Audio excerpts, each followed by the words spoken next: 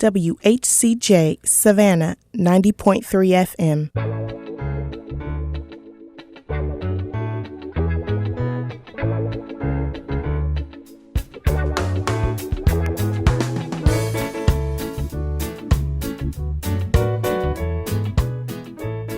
Hello and welcome to Stir It Up. I am Jacqueline Awe, your host for today, and we want to start this program as we do each week by encouraging you to get help, because help is not a bad four-letter word. This program is being brought to you on behalf of WHCJ 90.3 FM and the Division of Student Affairs at Savannah State University. And the goals of our program are to share general information about programs and courses on our campus. We want to also provide a forum for community organizations and individuals to educate listeners about what they do and topics of interest. And we want to alert you to the various community services and resources that may be of use to you and your family. If you would like to be a guest on the program, or you are aware of an individual, an organization, or a group that should be featured, please give us a call at 912-358-3114. Well, thank you, listeners, for tuning in again. We appreciate you, reaching out to us. We appreciate you tuning in. We appreciate your feedback. Thank you for recommending, wonderful guests in our community to also come on the show. We thank you for all those calls and Facebook messages and so on. We appreciate it. Today is a wonderful day because we have a wonderful person in studio. This is our first time guest. And if you've been listening, the first week of every month, we have someone from the Mediation Center in Savannah come to studio and share about what they do in the Mediation Center. And they do so much, so if you remember, if you miss them, well, hopefully next semester we'll continue to have the Mediation Center on the first week of every month, and you will get a great idea of all the services that they have available for us in the community. And remember, they are non-profit, so the services are really geared to support you and your family and your friends, and and it's within reach. So today we have another member of this great team, and her name is Miss Damara Brooks. And Damara is the coordinator of special projects at the Mediation Center. Well, welcome to Stir It Up. Well, thank you so very much, and thank you for having us. Of course. Yeah, it's been our pleasure. I want to engage you to talk about what led you to your current role as coordinator of special projects at the Mediation Center. Oh, well, awesome, and thank you for that question. So, I started with the Mediation Center in August of 22 in youth programs. And prior to that, I was a substitute teacher for the district. Okay. And so working in youth programs under Shirlisa, my director, Shirlisa Prelo. Yes. It was really connecting with the youth of our community, of course, but in a more conflict resolution way. Gotcha. As opposed to just being a substitute teacher. Gotcha. And so that's what that particular job really interested me into, just really, really engaging a lot more with our youth in the community. And so there were different programs that worked on a lot of restorative conferencing, okay, which is a part of the youth programs. I'm working with, again, the school system. Okay. And there was an opportunity actually to work on a grant that we had received from the Trust Network or the NAFCM, which is the National Association for Community Mediation, and the Mediators Beyond Borders International. They're part of the Trust Network, and I was actually helping and assisting on that project. So that particular project, as well as there was another project around hate-fueled violence. And so was the trust program.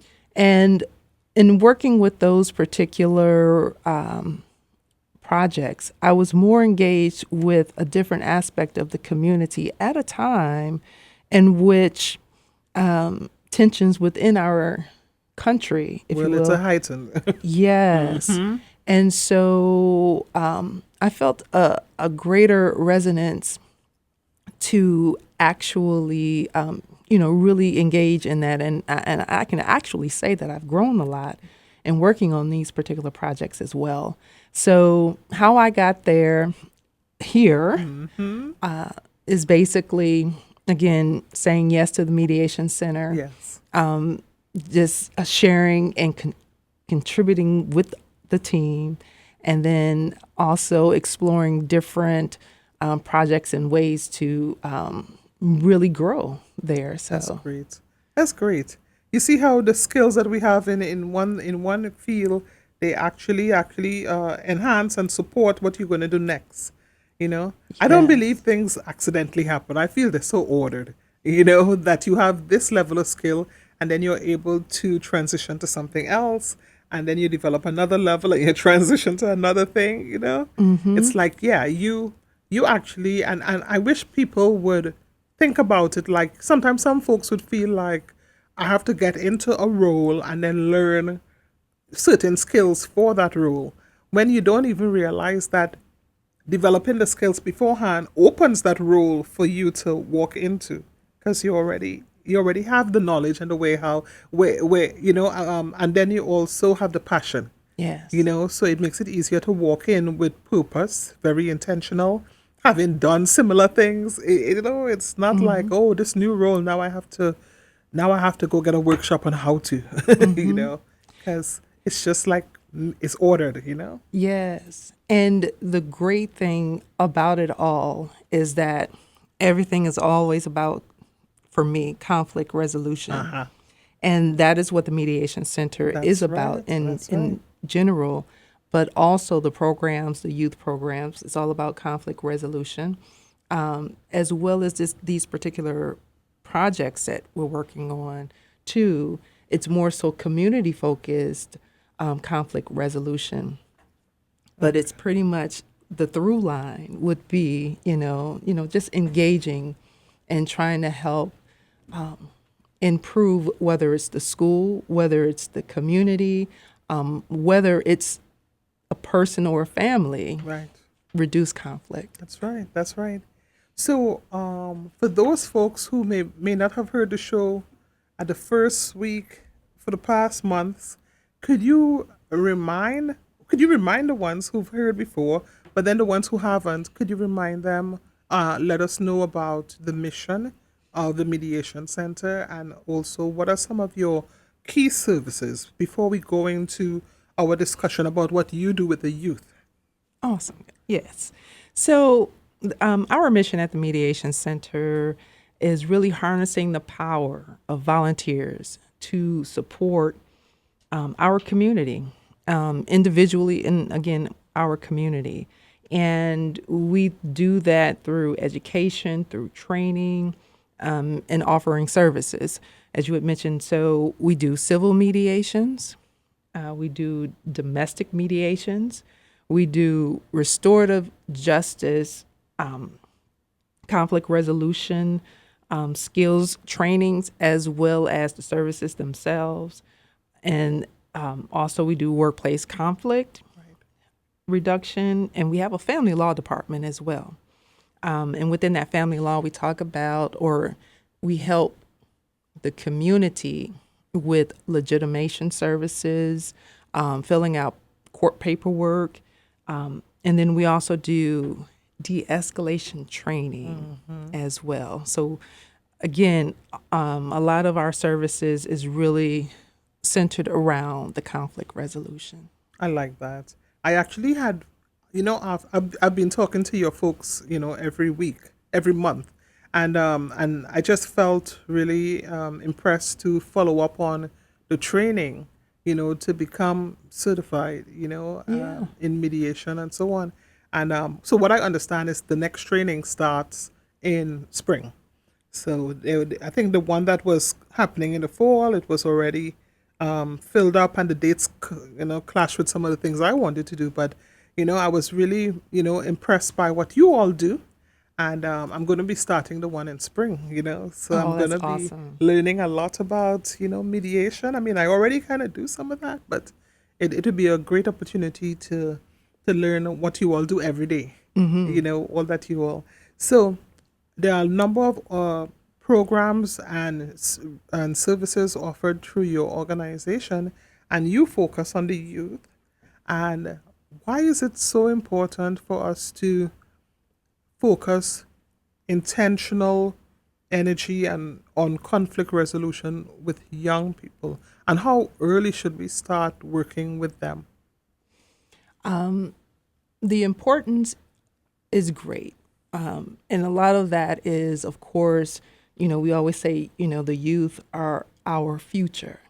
And so, you have to extend the baton, and you want to create an environment in which they're able to be able to think critically as they navigate this world. Gotcha. And so what we do is try to offer some of those skills through peer mediation training, and also within our restorative justice or restorative conferencing services that we offer.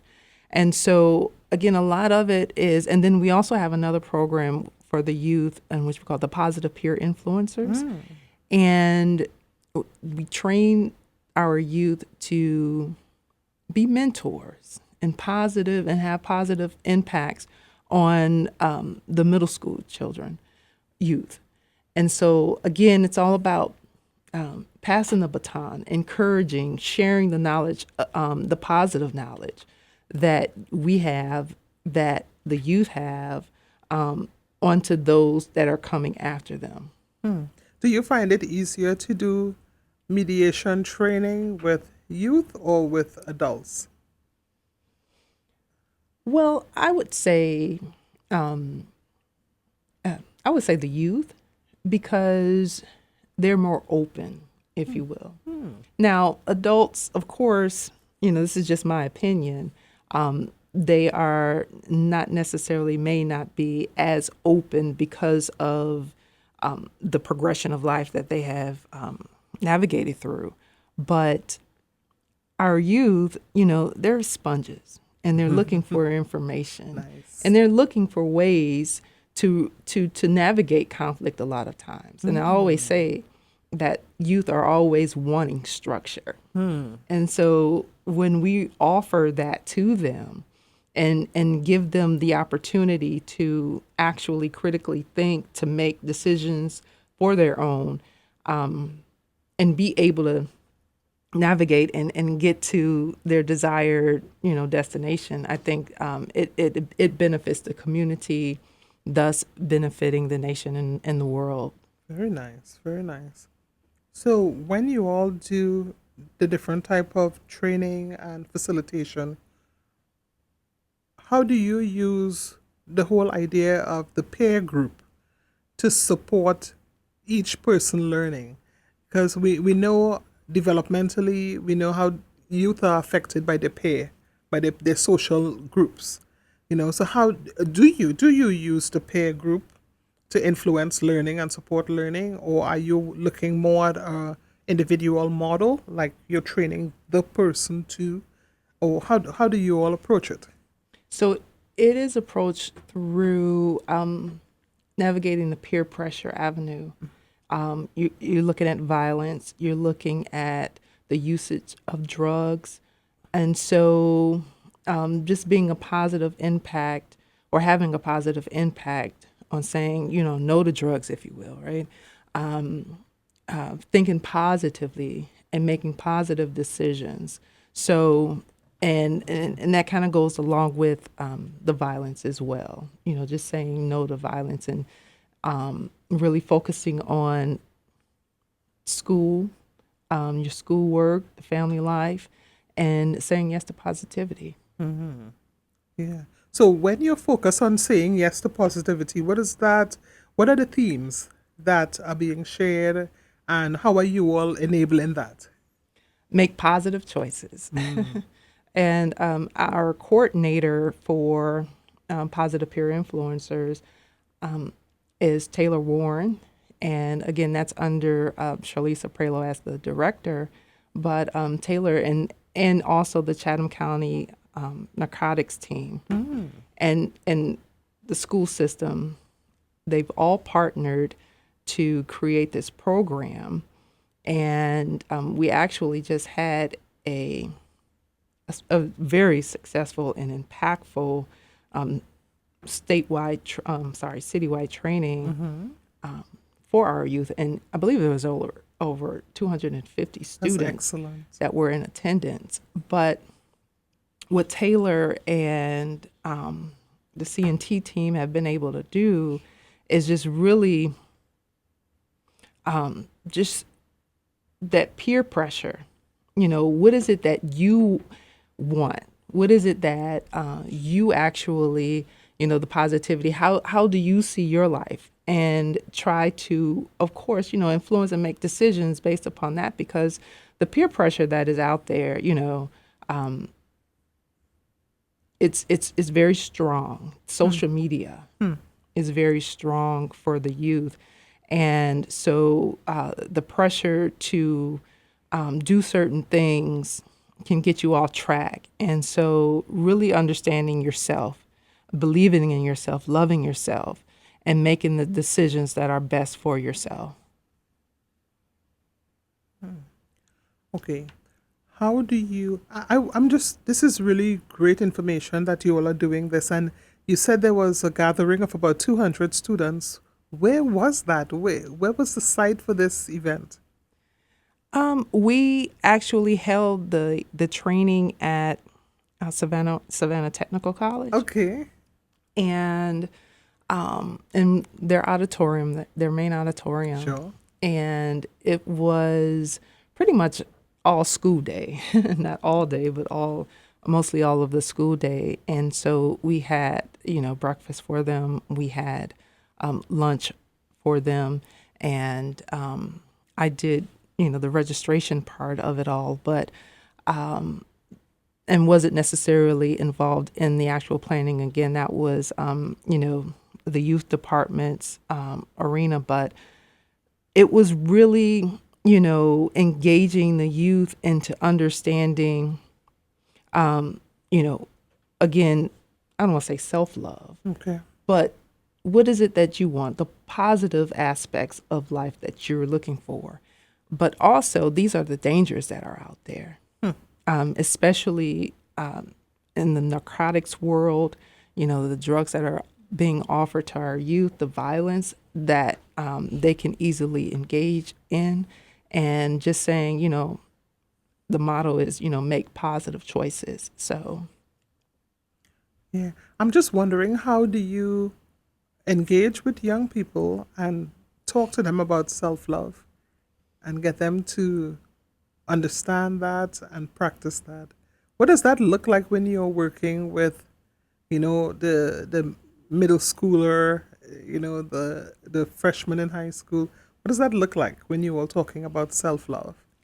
Well, when we're doing our restorative conferences, and I'm engaging with youth on that level, and or our parent-teen conferences where, it's kind of like a restorative conference, but with the parents and the teen. But, just having that conversation, what is it that you want? My favorite question, what is the goal? And, what the decisions that you actually make are going to get you to your goal. So you have to make those decisions that are going to get you there. But first you have to say, what is it that you want, that you truly want? Yeah. And a lot of that is understanding that, you're okay with who you are okay to believe what you really want to believe. Because a lot of that, as you had mentioned earlier, it helps direct you on your path. So understanding that, there is a goal, and you have to figure out what it is that you want as a person and try to make those decisions as you navigate day to day to get you to that goal. That's profound when you're doing youth. What do the youth normally say? How do they respond when you're asking them to, you know, to be more self-aware and to think about what they want and so on? What are their responses? Some of them, a lot of them, they want to take the time to think about it. They need a moment to think about it. So, which is great, That is that is awesome, because that is the process of getting where you want to go, is thinking, right? So taking the time to really assess and say, what is it that I want? What is it that I want to do? And then some of them, they know exactly what they want. I want to be, a mechanic. I want to go to the Army, or, I want to do hair, and you can see currently in some cases that they're actually working in that arena. But, there are a lot of youth in which we engage with that come back and say, well, I need some time to think about that. Yeah, And we'll that's follow okay. up. I like that. Yeah, because you could be impulsive if you just like, I want to do this, so you really haven't thought it out, But it encourages them to really process and think that, okay, the decision I'm making for my life, how is it impacting me? What's the motive behind what I'm doing? And where do I want to go? Is this behavior getting me there? Are these are these options getting me there, taking me there? Or am I on a different track, It's like when you really think about it and put it in perspective. Yeah, so that's really good. That's really good. How do you all identify the schools? Actually, so we work with pretty much all of the schools in some capacity for peer mediation. It's elementary school, middle school, and high school. And the services are available to any of the schools that want to participate. And so they reach out and say, hey, yes, we want the training. We want to engage our youth in, let's say, peer mediation. As it relates to positive peer influencers, it is kind of the same way, but you're dealing with high school and middle school. So, yeah. But, it's the schools that say, yes, we want that in our schools. And then also, and I believe Charlisa will be coming here within the coming months, I believe, to talk more about this. Yes. But also building resilient schools. So teaching schools how to be resilient and restorative. And so she's doing that great work and engaging. She started last year and is really, engaging the schools in that regard as well, making schools more restorative as a whole. Okay, you use this word often. What does that mean, making a school restorative? So, restoring essentially, within the restorative justice arena, is making. And what does that mean? Because for a lot of people listening, that's something that you do daily. And what is restorative justice, and how is it applied to youth? So, it is making, in a general sense, making things whole. Okay. So, restorative justice, in terms of its general idea, is if you have a person who has committed harm, they're able to sit down and speak with the person that they actually harmed. So you have the harmed and the person who committed the harm actually have a conversation in order to quote unquote attempt to make it whole, That's the conflict whole. That's interesting. Yeah. So essentially, that is what, on many different levels, whether it's within the courts, whether it's in the criminal justice system, whether it's in the schools, and whether it's, our restorative conferencing. Essentially, that is what I believe the goal is of restorative work. It's profound. And to that point, we've been working with Savannah State. Now, Savannah State has what we call the Tiger Circles, Yes. Tiger Talks, and Dr. Flora Devine, Dr. Flora Devine. Attorney Devine. Yeah. Yes. We've been working with her and Right. Dr. Guillory and Dr. Cole within the criminal justice. Right. We talk about criminal justice Yes. and Yes. in her criminal justice student association, and with a program called Victory Over Violence. And we actually started that out of, and this is part of, or one of the programs or projects I've been working on, is the Trust Network. And the Trust Network is a national cohesion and security infrastructure group that is made up of the National Association for Community Mediation, which we call NAFCM, Okay. and the Mediators Beyond Borders International, MBBI, and they have come together to create this trust network, which the vision is to prevent and mitigate violence, and to pursue positive peace. And so Savannah State, Dr. Devine has, she's been working with the Mediation Center in different aspects, but has the Tiger Circles here on campus. And we actually started doing Tiger Circles under the Victory Over Violence program here. Okay. And we started that back in, I believe it was March of 2025. And we've been having listening sessions. We've been having community dialogues, and just really trying to engage with the youth here on campus, sit down in those circles and have conversations. So yeah.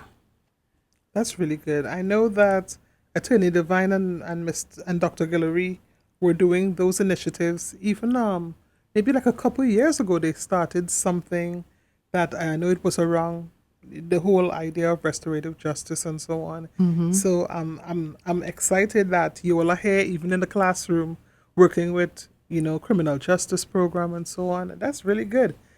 So you all not only doing work in the middle school, high schools, and so on. You're in the college. Yes. You're at the colleges. Are you at any other colleges doing work? Not for these particular projects, but we have been working on different aspects or indoor trainings with, say, with SCAD, and I believe with the Savannah Technical College. I'm not 100%, but I know that we've been having trainings. Yes. Oh, De-escalation trainings as well. And we actually have a de-escalation training planned here with our RA, with you all's RAs. Yes. So we're planning that as well. I like it. Very nice. That's really good. That's really good. Yeah, I have been asking your colleagues, for us to be able to train groups of people to do this.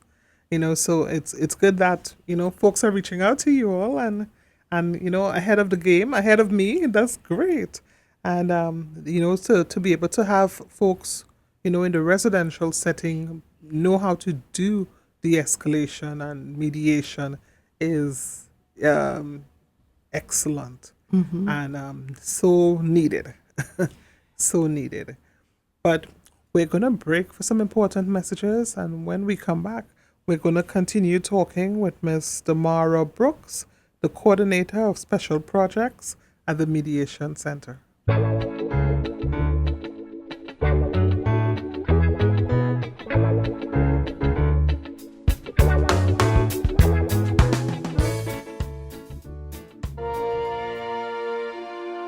Exploring science in the sea.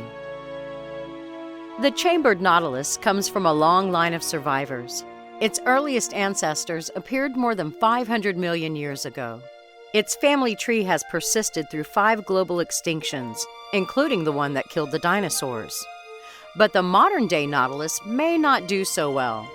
It's threatened by the current extinction event caused by our changing climate, and it's also threatened by its own beauty. People are killing millions of them for their spiral shells and the shell's mother-of-pearl lining. The nautilus is a relative of the octopus and squid. Its shell consists of a series of chambers. The animal can fill each chamber with air or water to control its depth. It appears to be a scavenger, living mainly on scraps. The nautilus inhabits tropical waters in the Indian and Western Pacific Oceans, but it doesn't appear to be as common as it used to be. In fact, it's vanished from some locations. One reason may be climate change. It might not be able to survive in the warmer and more acidic oceans, or it could be moving northward to cooler waters as its current habitat heats up. It could also be moving deeper. It can't go too deep, though, or its beautiful shell will implode under the pressure. The nautilus is also being hunted for its shells. From 2000 to 2016, about 1.7 million shells were brought into the United States alone. Some countries are protecting the creatures, and the U.S. has listed the nautilus as threatened, a survivor that's trying to hang on. Science in the Sea is a production of the University of Texas Marine Science Institute at Port Aransas. I'm Holly Brawley.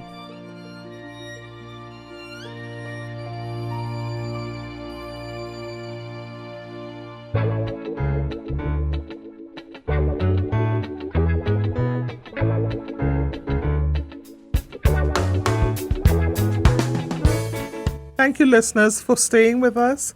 We are in studio today with Ms. Damara Brooks, and she is the coordinator of special projects at the Mediation Center in Savannah. Before we went on break, she was just spending some time helping us understand the different type of interventions that the Mediation Center does with the youth programs and the different projects that they involve in, that there was a big initiative recently with about over 200 students, So, there's a lot happening in the community that we don't even know about, but it's helping to empower our youth and to make them stronger and more self-aware, more concerned and empathetic people. Yeah. That's what we want. That's most definitely. And so empowering our youth thus kind of helps for our community to be safer. Sure, of course. and more resilient. And I just really love the work of working with our youth. I've been working with youth in different aspects since 1996, and just coming here actually to Savannah State has been really, really invigorating. Again, hearing the voices, and I don't want to say, I'm kind of older, so, but calling our young adults youth, they're not necessarily youth, but young adults here at Savannah State who have just been very, very vocal and intentional as it relates to, some of the work that we have been, again, doing with the Victory Over Violence project. Yes. So the Trust Network, the Mediation Center, are a part of this network. And with this network, essentially, again, is the national cohesion for security infrastructure, but it's made up of different community mediation centers around the country. Okay. And along with, again, NAFCM, which we call the National Association for Community Mediation, and MBBI, they have been able to corral us together to try and create this, I don't want to say a web, but essentially that's kind of what it is, through, trying to prevent and mitigate, again, the violence within our communities. And then the special thing about Savannah, when we were doing the listening sessions, Yes. through the Victory Over Violence here, a lot of the youth really wanted to understand, what is hate crime? Because a lot of what this trust network, the goal is to reduce hate-fueled violence. That's the goal. And so engaging with our youth, with our young adults, it was, what is a hate crime? And so just having discussions over that, with that, the community dialogues, just being able to share. And we also brought in, at one point, the Savannah Police Department. Yes. To be able to, again, share and have that dialogue along with the Savannah State Police Department as well. And of course, the students and some community members. Yes. And having discussions around, improving social cohesion in general, That's great. because the other side of hate-fueled violence is improving social cohesion. Sure. And so a lot of what we have been working on at the Mediation Center, again, is centered around that, the preventive work, having discussions, because it is through conversation that conflict is reduced. And we all say that, conflict is, I want to say natural, but it's something that we all go through, whether it's internal self Sure. or, with someone else. You're always going to have conflict. And I always tell, or explain to the youth, you're going to have conflict until you leave this earth. That's right. So it's all about how you manage that conflict. And so that is one of the things that with this program, Victory Over Violence here at Savannah State, is really, essentially doing in essence. But really, just being able to create space so that there is discussion. I like that. I really like that because I like what you just shared about the conflict and even within your own self. Because, we don't realize that sometimes when, we have a feeling or a thought about something and we have the internal struggle and the internal dialogue going on. That's what's happening. There's one value point and there's another value point and you're having that internal struggle to make a decision. And it's the same thing with you and your partner and you and your family and you and your community. People have different viewpoints, different values, different mores, and so on, how they were raised, and their views on different things based on lived experience and other media and whatever else influences everything. And some folks, and I unfortunately we see it every day in our lives now, even more, it's more pronounced. You see that people don't know how to resolve conflict. That, it's my way or no way. It's one way or the other way. We can't listen to what another person thinks anymore. We can't hear, ask or even want to hear how they feel about a particular thing, why they're thinking this way. It's just that, you're not thinking my way, so therefore, you're not my friend. You're my enemy. If you don't think like how I think, it has to be like that Pleasantville. Remember that movie? Oh yeah. If we don't just all do the robot and just look the same and do the same, but we all don't think the same. We all don't perceive the same. We have different experiences where we grew up, how we learn to socialize. I had a student some years ago. I just remember him, and he really helped me as a social worker to really see what we think is dysfunction for other people might be function. That's how they function. Because I remember he had a fine that he had to pay because he busted a hole in the wall in his room. And he did that by throwing an object, and I think he said it was a telephone that he threw. But when I was talking to him, he was saying that we're making a big deal out of it, that he bust up the wall. I mean, who just bust up your wall? Yeah, but he said we were making a big deal of it, and he was really flustered, like, what is your problem? And I said, yeah, but folks don't go around busting up a wall when they're upset. He said, my folks do.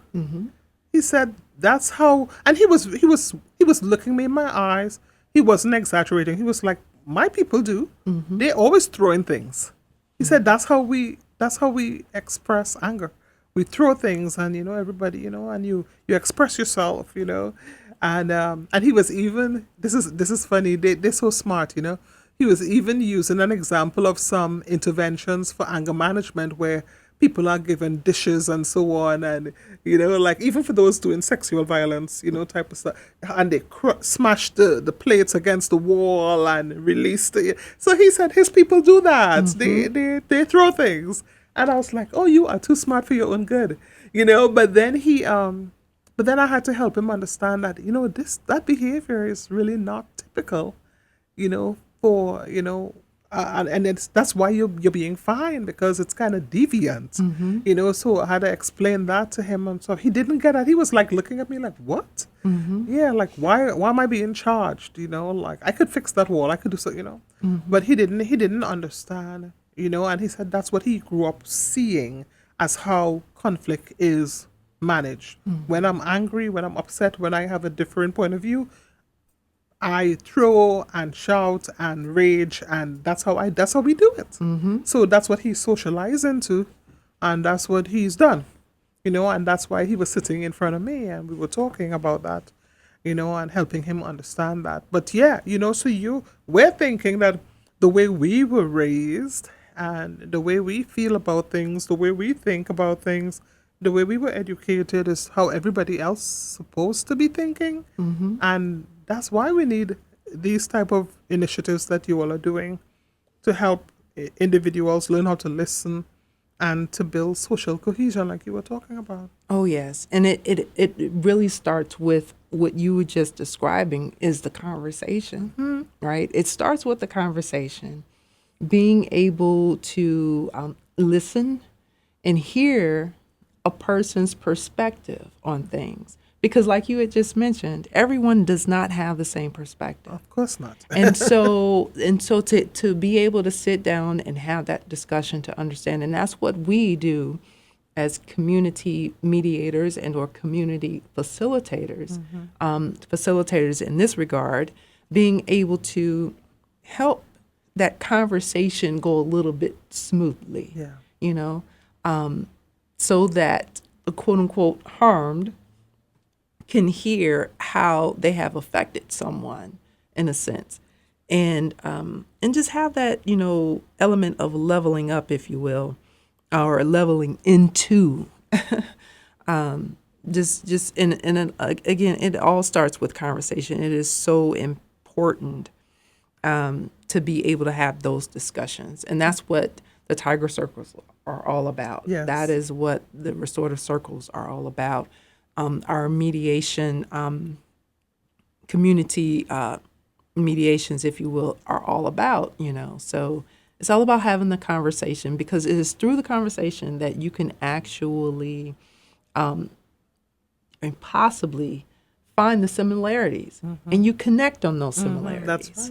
That's right. That's what helps reduce that conflict. So, yes. Wow. So, do you all teach teachers in the school setting how to do that as part of classroom management, or do you all just work specifically with the students? And if I know Charlisa Prelo, who's the director of restorative practices at the center. She can really speak more to that. Okay. But we're actually teaching, help to teach the staff, as well as that encompasses the teachers, Yes. the restorative practices and helping or endure to be more resilient, being more empathetic, listening more, because again, that creates the dynamic of less conflict with the students. So it's not just with the students, but it is also with the staff as well, with the teachers as well, to make it more cohesive. So you've used some words since we've been talking, and I really want you to deconstruct these for us, to help us to better understand how important these terms are. You use the word empathy, and you use the word resilience. Could you help, for each one, help us understand when you say resilient and you're building that, you're increasing the capacity and so on. What are the elements of that? What comes together to make that work? How do you foster that? So resilience, for me, is kind of along the term of being robust, which is also along the notion of being able to hear and listen to many things, but not necessarily being swayed and or affected by what you hear, what you see. You just don't emotionally respond or react to those things, but you're able to hear and understand and see, but not necessarily emotionally react to those things. So that is what resilience means to me. As it relates to empathy, empathy is really kind of understanding or seeing how another person is actually feeling. So identifying with that particular person on how they're feeling or their viewpoint, or just seeing it from their eyes, as opposed to being closed off and it's all about, me. Sure. So just really connecting with the other person and being able to see it through their eyes. Yeah, that's great.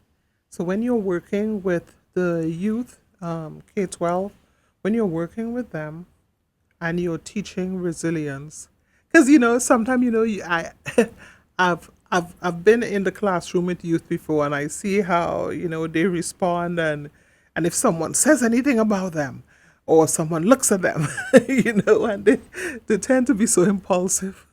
And I'm generalizing, but they could be really impulsive.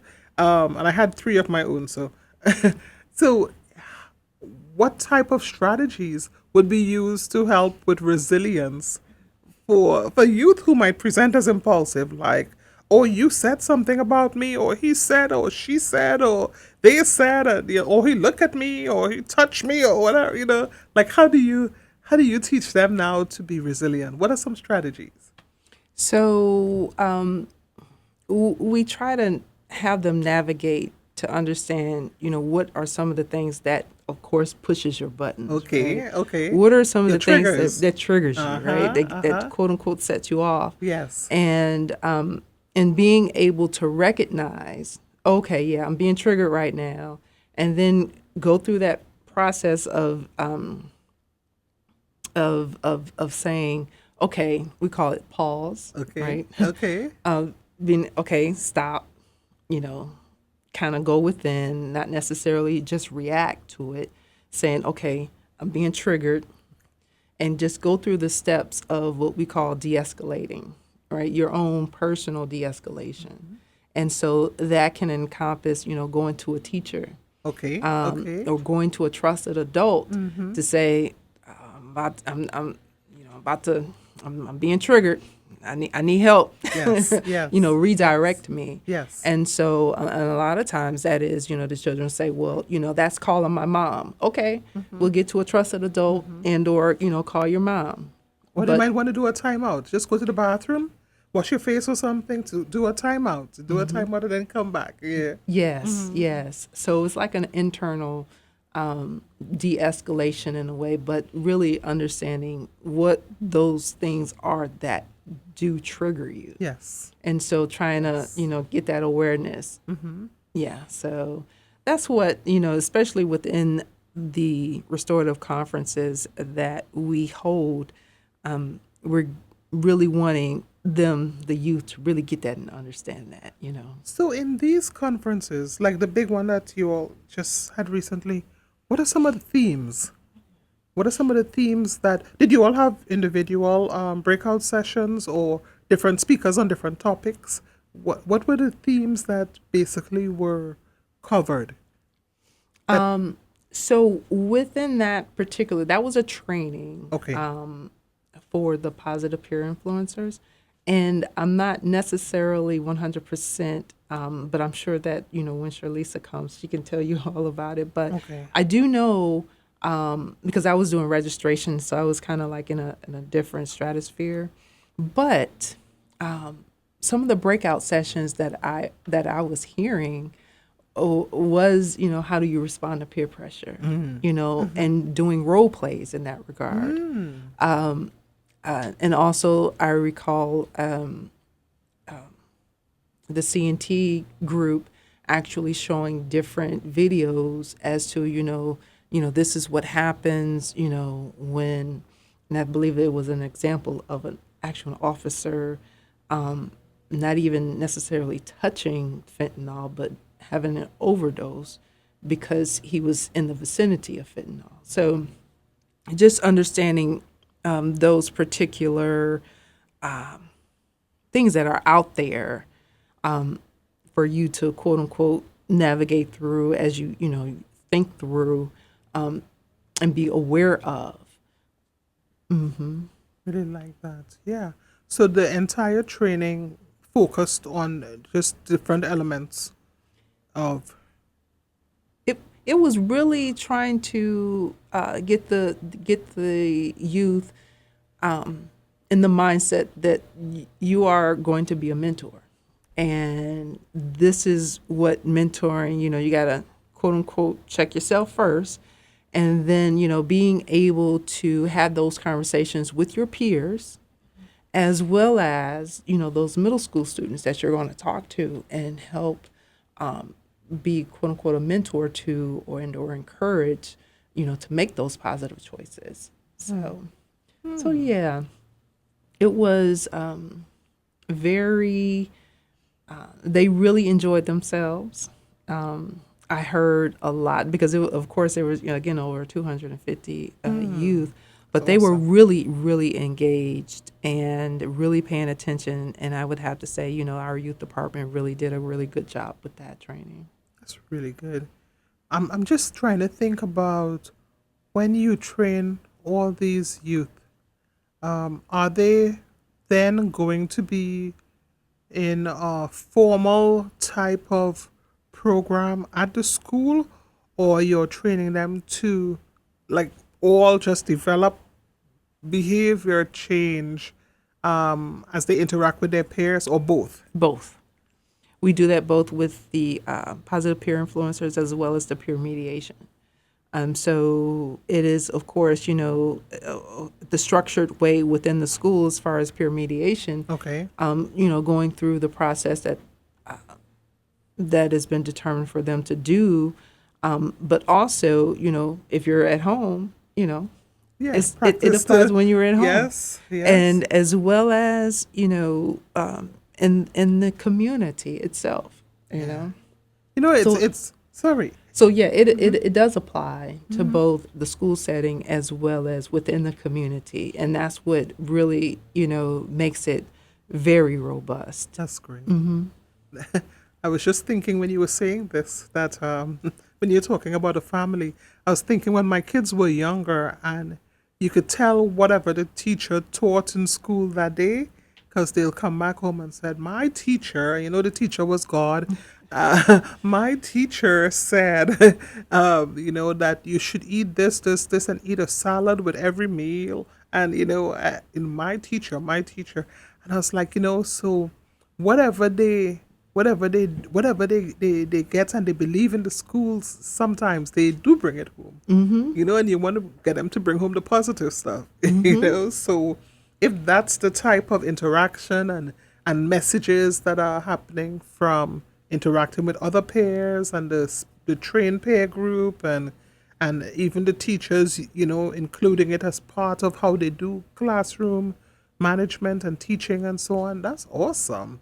Because if that becomes the norm of how we communicate, even communication from the professor downwards, because there's that power differential. So a child, if they recognize that, wow, my teacher is listening to me, like my teacher is not talking over me, my teacher is hearing me, and I could talk to my teacher freely about my feelings and my emotions and so on. And my teacher is a trusted person I could go to, and it really helps the child feel safe and want to practice these type, because they'll see all kind of benefits from these type of behaviors versus throw the thing across the wall and bust a hole in the wall. Oh, and that's how we do it. And during the parent-teen conferences, I bring this up because you have the parents involved too. Within a different program, yeah. That is good. We That call is the awesome. parent-teen restorative conference. So that is when a parent and, of course, their child are having some difficulties in the home, trying to be able to, which is one of the hardest things that I've had to do at the Mediation Center, I must say. Tell me about it. But, being able to help them reduce the conflict at home. And what some of the things that I explain to the parents is that, the children these days are not the same as when we were growing up. And they are more very in tune to their feelings, and they are more connected to how they feel and are ready to vocalize Very vocal. And so it's really about, again, having those conversations, just really connecting and just being able to understand, there are boundaries and respect the boundaries, but also really having those conversations to be able to connect and seeing if there are those, common factors that we can grab onto to help reduce that conflict. That's really, really good.